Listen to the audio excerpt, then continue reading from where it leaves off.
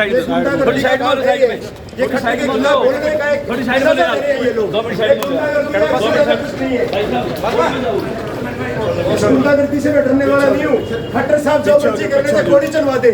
खट्टर साहब की नीतियों के खिलाफ लड़ता रहूंगा मरते दम तक, जो मर्जी कर लेंगे। जितने झूठे आरोप लगा लो, केस कर ले, केस कर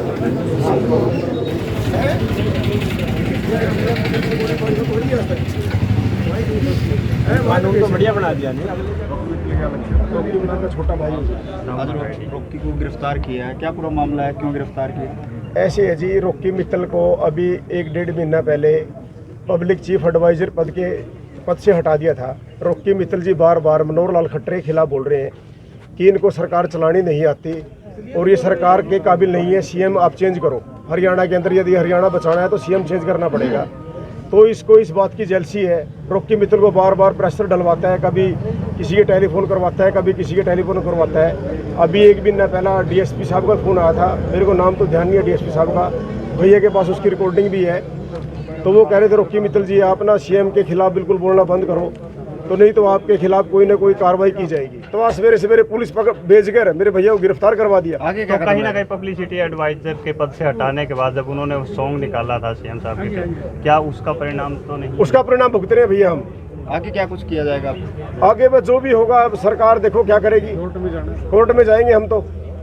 बाकी मोदी साहब से भी बात करेंगे हम, नरेंद्र मोदी जी से, कि ऐसे घटिया सीएम को हटाया जाए।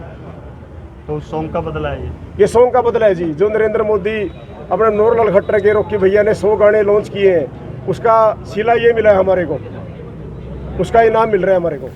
एक 6 साल पुराना मामला है। एक एफआईआर लॉन्च हुई थी 162 नंबर 18/5/2015 को, जो श्री विवेक नासिर तत्कालीन मजिस्ट्रेट झज्जर ने दर्ज करवाई थी,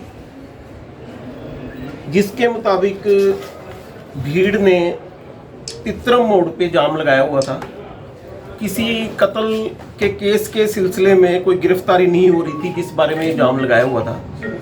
और उस केस में उस एफआईआर के कंटेंट के मुताबिक जज साहब से कुछ धक्का मुक्की हुई थी। जो जानकारी हमें प्राप्त है उसके मुताबिक पहले पुलिस इस केस में कैंसिलेशन दे चुकी है। एक 23/9/2015 की एक रिपोर्ट हमारे पास है, जिसके मुताबिक वो एफआईआर में रॉकी मित्तल की इन्वॉल्वमेंट नहीं पाई गई थी। और उस केस की एफआईआर के कंटेंट के मुताबिक जज साहब कोई ऑफिस ड्यूटी पे नहीं जा रहे थे। वो उस समय अपने किसी निजी रिश्तेदार की शादी से वापस आ रहे थे।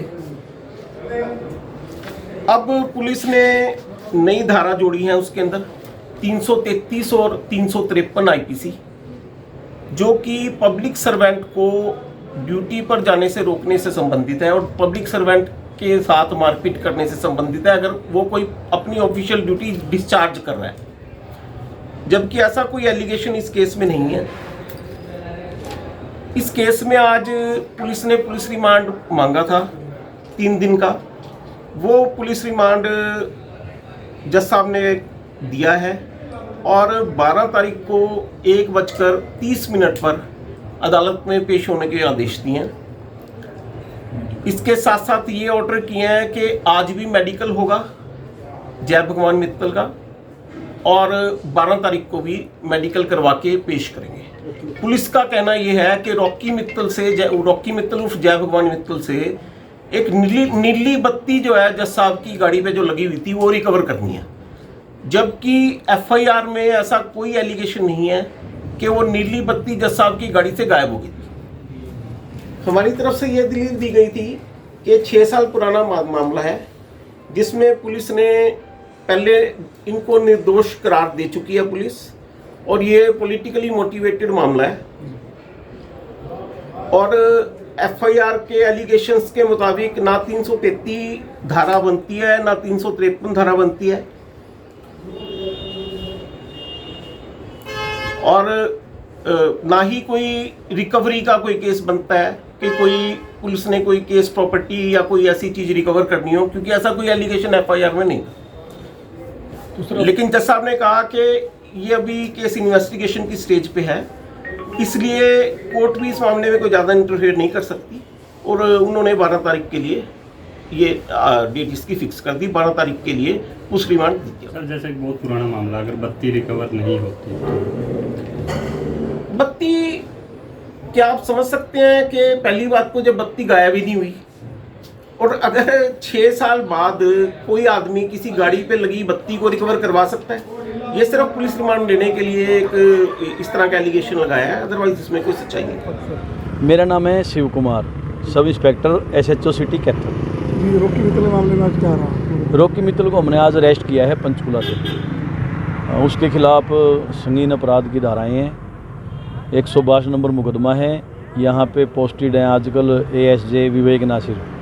जब ये 2015 में ACGM जज्जर थे, उस टाइम ये ड्यूटी पे जा रहे थे और इन्होंने कोई जाम लगा रखा था जींद बाईपास पे।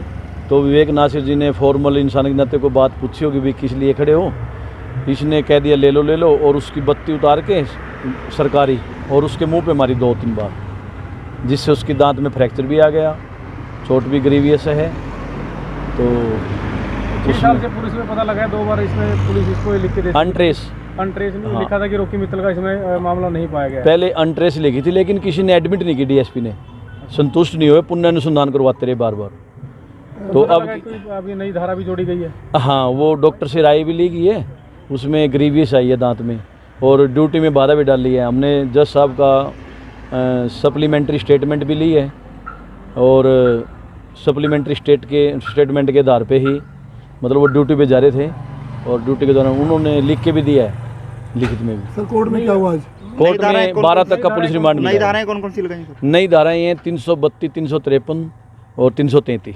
जिस दिन जो कंप्लेंट दी गई थी वो तो उस टाइम ये कहते भाई हम शादी में से आ रहा था ड्यूटी। हाँ, शादी से, उसमें स्टेटमेंट में उसने शादी लिख रखी थी, लेकिन वो ड्यूटी पे जा रहे थे, जहाँ ड्यूटी पे रहे थे ना।